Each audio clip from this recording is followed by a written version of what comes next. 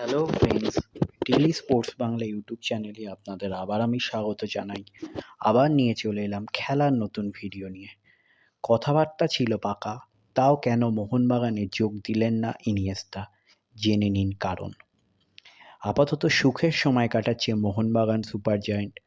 2024-25 Indian super লিগের point টেবিলে তারা দ্বিতীয় স্থানে রয়েছে।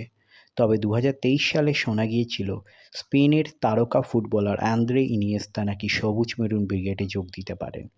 কথাবার্তাও নাকি অনেকটা এগিয়ে গিয়েছিল, কিন্তু শেষ পর্যন্ত আর ইনিয়েস্তা মোহনবাগানে আসেননি। কিন্তু কারণটা কি, আসুন জেনে নেওয়া যাক। ফুটবল বিশ্বে আন্দ্রে ইনিয়েস্তাকে চেনেন না এমন সমর্থক বোধহয় খুব কমই রয়েছেন।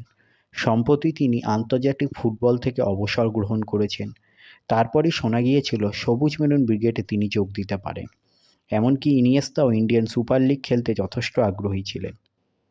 সম্প্রতি এক ইউটিউব সাক্ষাৎকারের তার সোশ্যাল মিডিয়ায় তিনি একটি ভিডিও আপলোড করেন। সেখানে তিনি দাবি করেছেন একমাত্র আকাশ ছোঁয়া স্যালারি দাবি করার কারণেই শেষ পর্যন্ত ইনিয়েস্তাকে সই করাতে পারেনি মোহনবাগান সুপার জায়ান্ট। তার কথায় সেই সময় ইনিয়েস্তা তার স্যালারির ৮ মিলিয়ন মার্কিন ডলার দাবি করেছিলেন।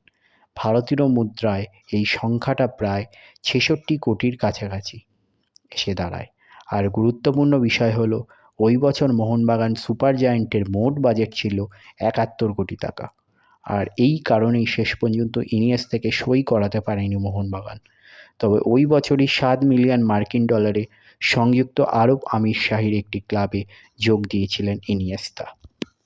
তাহলে এই হলো আজকে আমার ভিডিও।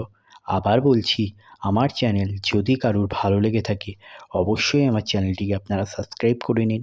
পাশে রাখা বেল আইকনটিকে ক্লিক করে দিন, যাতে সবার প্রথমে আপনারা আমার ভিডিও দেখতে পান। ধন্যবাদ।